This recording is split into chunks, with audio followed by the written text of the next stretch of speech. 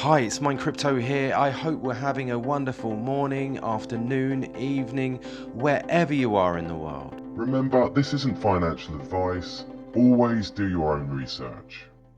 Hi guys, it's Mine Crypto here. I hope we're all having a wonderful day. And today I'm going to be talking about QUANT, NXRA.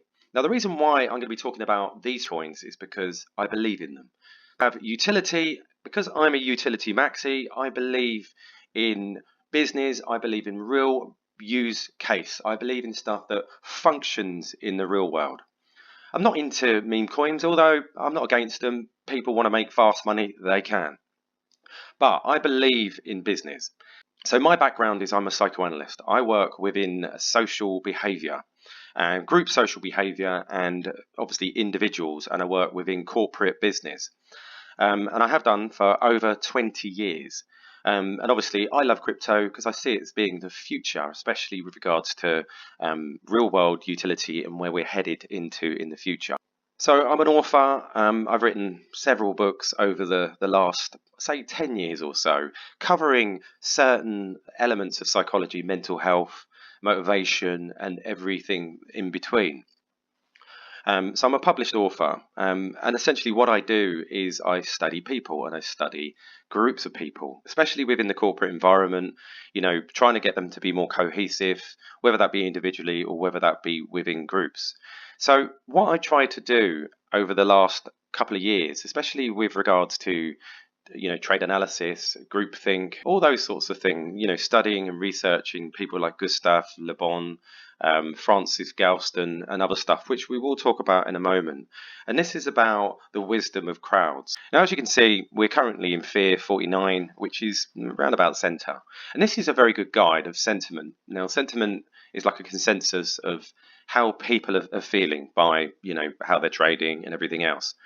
So this brings me to a point that I'm going to discuss today about consensus of where the prices are likely to be. Now, none of this is financial advice. I always say this because it's important. You should always do your own research because the better knowledge you have, the better types of trades you're going to make. And I mean, short term and long term. But what I'm going to talk to you about today is the consensus and the wisdom of crowds and how a crowd is far superior than a single mind. Using my skills that I've obtained over many, many years within this world, I mean, it's still my day job, it's still what I do, but also I have my hobbies, and this is one of them. And obviously I'm trying to build up this channel, so please subscribe, please hit that notification bell so you don't miss any further videos.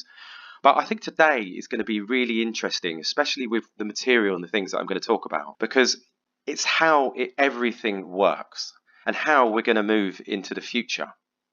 I believe, my personal opinion, and I'm going to go through a few documents and a few websites that will help build the narrative so that you can then get an understanding. Because you've got to remember, trading is self-fulfilling. Everybody is literally doing the same thing, following the same metrics of technical analysis, and we're all feeling the same thing with regards to macroeconomics. So whether you believe in macroeconomics or whether you believe in trade analysis or whatever, doesn't matter, because it's the consensus. We draw a mean from all of those different points of view, and this is how we essentially come to a price. So it's going to be psychological, because that's where my expertise lies. And it's something that you can get involved in because no one answer is the right answer. It's a collective of answers that lead us to one answer. Now, as I said, I've worked in social media for many, many years, and I've worked with some really big social media platforms. And we had done a test, and this was, I think, in 2020 during the lockdown. And these experiments have been done over and over and over again. And what we did is we got a tub of an assortment of screws. So we asked about 1.1 million followers how many screws do they think was in the tub. And essentially everybody commented, and we got around about 5,000 different answers. And what it was is my job to do was add up all the answers and then divide by the amount of people that had commented. But there was a proviso. The person within 20 would receive a prize. But we wanted to see whether the collective will be close to the actual number of screws that were in the tub. And after the experiment, absolutely amazing, we were within 16 of the actual number. And there were over 1,500 screws, all different assortments, tiny and very big ones. So that was just going to prove that the collective, and through the wisdom of crowd, and through the wisdom of, many people, we would find a mean average. Now, there were some people that gave ridiculous numbers. And I know that the people I was working with were like, well, we can't add them. And I was like, no, we need to add them. Some people like thousands, we're talking like 5 figures. And then some people were like, within 2 figures, like 99. And I said, we need to keep them because remember, it's the collective. Now, this then brings me to where I'm going with this. So the wisdom of crowds. How can diverse ways of thinking contribute to the ability of a collection of people to make accurate predictions and forecast? This predictive phenomenon is something called the wisdom of crowd. It exists or occurs when a crowd of people is more accurate than the people in it. So, in the examining wisdom of crowds, we can see that it depends on 2 things: talent, good predictors, and diversity. And that's key. So both talent and diversity matter in equal parts. As I was saying a moment ago, people were, low numbers and people with high numbers draw an average. One of the most famous examples, which I've studied a lot on, of wisdom of crowds involves guessing the weight of cattle. In the same way as we guess the weight of how many the screws and nails, and it just happens that the people that were guessing were generally those people in that trade, so the building trade. The example is due to Sir Francis Galton. The great scientist Francis Galton had collected some data from 1906. 787 people at this exhibition guessed the weight of a steer. Their average guess was 1,197 pounds. The actual weight of the steer was 1,198. Now, that's amazing.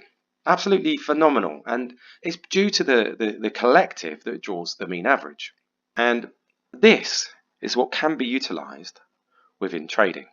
So I draw the conclusion that everything can be utilized in the same way within trading. Now, if we look at technical analysis being a self-fulfilling prophecy, now you've also got to think that everybody's using the same methods, or along those lines, whether it be trade analysis or whether it be macroeconomics. They're all factors in being able to decide when to trade or for how long to trade and such and such. And this has been quite a controversial sort of, invention of technical analysis, and it remains a very heated debate. So a self-fulfilling prophecy is an event that is caused by the preceding prediction or expectation that it was going to occur. And on the one hand, the tools used in technical analysis, such as support, resistance, trend lines, major daily moving averages, are other types of indicators, do seem to have predictive qualities. So that then gives us indicators. However, those who see technical analysis as a self-fulfilling prophecy argue that these indicators are right, only because extremely large numbers, we're talking about the crowd, of people base trading decisions on these same indicators, thereby using the same information to take their positions and in turn push the price in the predicted direction. Very interesting when you get a group of people that all have an idea based on their own personal opinion that draw a conclusion through mass. I think this is really, really important when we look at the coins like QUANT, NXRA, because we know that their utility, and we know that there isn't going to be some sort of guesswork, because we know CBDCs are coming in, which is again the macro side of it. We know we're currently in an economical crisis at the moment, so we know things are going to go sideways, and most people would agree on that. There'll be some people that, if they're into meme coins, that don't think like that. So if we look at the price of QUANT right now, so I wanted to look at QUANT with the market cap of Bitcoin. Now, I personally believe, and that's my personal opinion, again, not financial advice, and I'm sure there will be a few other people that might agree with me, that I believe, that maybe we believe that QUANT will be hitting the market cap of Bitcoin, if not more. And with that being said, you can see that the price of one QUANT is 35,000 pounds. That's a 361x on QUANT. I think that's possible, especially with the belief in utility. Some people will say, you're mad. But hey, so if we now look at the price of NXRA and look at coins that ran in the bull run that are similar in supply and everything else. So I believe that NXRA is very similar to Chainlink, and we'll see that Chainlink at the same market cap will get an 82.5 times. So that'll be a $4.44 NXRA if NXRA had the same outcome as Chainlink. So with this all in mind, and obviously looking at the possibilities that could come in the future, it brings about us being able to predict prices through a collective. So over the course of probably the next month or so, I'm going to create a free Discord group that will utilize, and it will be a group of like-minded people that are into utility, crypto, coins, all the rest of it, and using our collective force, the wisdom of crowd, and using all those factors that I've previously talked about, I think we can predict, whether it be on a 6-monthly basis or monthly basis, near to where coin might land using the wisdom of crowd. That's psychology. So probably what I will do is I will offer this out to 50 to 100 people for free. There will be a chat area, there will be analysis area, and everything else. I've written several courses with regards to psychology. It's all about looking after yourself and your own psychology, so that you're investing in yourself. That will probably come later. But first of all, what I want to do is give something back to this community so that we can work together, so that we can work out where the prices are actually going through a mean average. So that's something I'll be working on over the next couple of months to bring to you guys.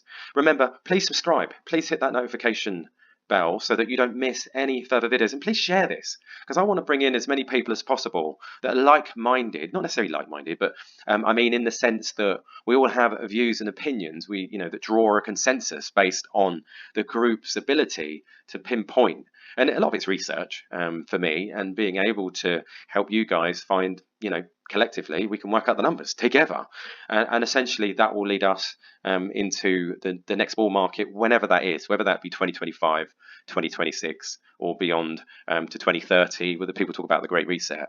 So there you go. I hope you enjoyed this video. I'm going to try and do more sort of videos like this rather than constantly put out the news. But news is important because it pertains to the utility of the coins that we like. So there you go, guys. Please make some comments on what you feel you'd like to be discussed in maybe future videos. But then all the best, and I will catch you later. Remember, this isn't financial advice. Always do your own research.